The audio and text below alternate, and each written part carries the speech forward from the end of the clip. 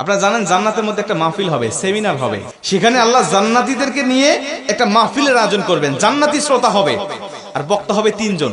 প্রথমে বিশেষ বক্তা হিসেবে থাকবেন হযরত দাউদ আলাইহিস সালাম।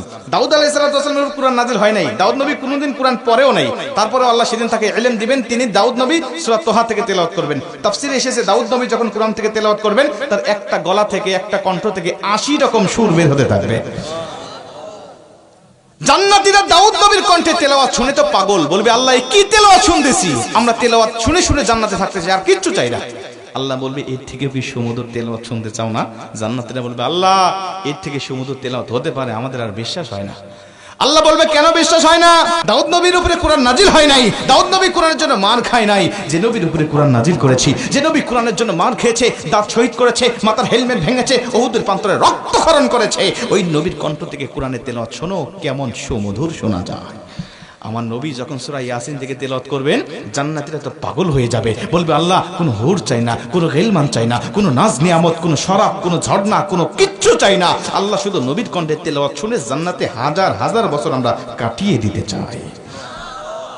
আল্লাহ বলবে জান্নাতি এর থেকেও কি সুমধুর তেলাওয়াত তোমরা শুনতে চাও না?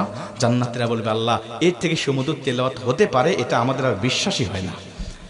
জান্নাতীরা কেন বিশ্বাস হবে না বলো? আমার নবীকে কণ্ঠ দিয়েছি আমি আল্লাহ নিজে, আমার দাউদকে কণ্ঠ দিয়েছি আমি আল্লাহ নিজে, কিন্তু আমার গলায় কত কণ্ঠ রেখে দিয়েছি জানো না? আমি আল্লাহ নিজের কণ্ঠকে ওজার করে এখন তোমাদেরকে সূরা রহমান থেকে তেলাওয়াত করে শোনাতে চাই।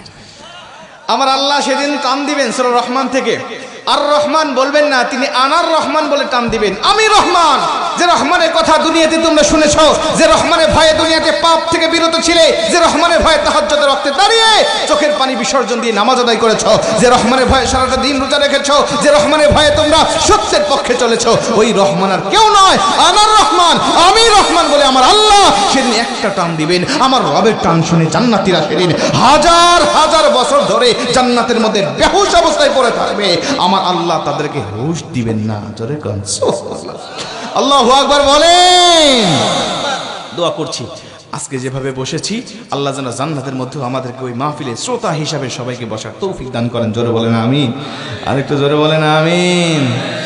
মুসলমান ভাইরা আমার লক্ষ্য করেন, অনেক কথা আপনাদেরকে বলতেছি, একটুখানি মনোযোগ দেন। এই কোরআন যে তার মানে জান্নাতের মধ্যেও কিন্তু ক্ষমতা কমে যাবে না, জান্নাতের মধ্যেই কোরআনের ক্ষমতা কিন্তু বেড়ে যাবে। নবীজির জামানায় কোরআনুল কারীমের ক্ষমতা যেমন ছিল, নবীজির হাত থেকে, নবীজির জবান থেকে যখন মানুষেরা কোরআন শুনতো, আমার নবীজির সুমধুর কণ্ঠের কোরআনের তেলাওয়াত শুনে শুনে হাজার হাজার মানুষেরা কালেমা পড়ে মুসলমান হতো। আজও নবীজির উপরে নাজিল হওয়া এই কিতাবের কোরআনের তেলাওয়াত শুনে আমাদের দুনিয়াবি বক্তাদের কণ্ঠে, দুনিয়াবি কারীদের কণ্ঠে কোরআনুল কারীমের তেলাওয়াত শুনে হাজার হাজার মানুষ প্রতিদিন কালেমা পড়ে মুসলমান হচ্ছে। জোরে কোন সুবহানাল্লাহ।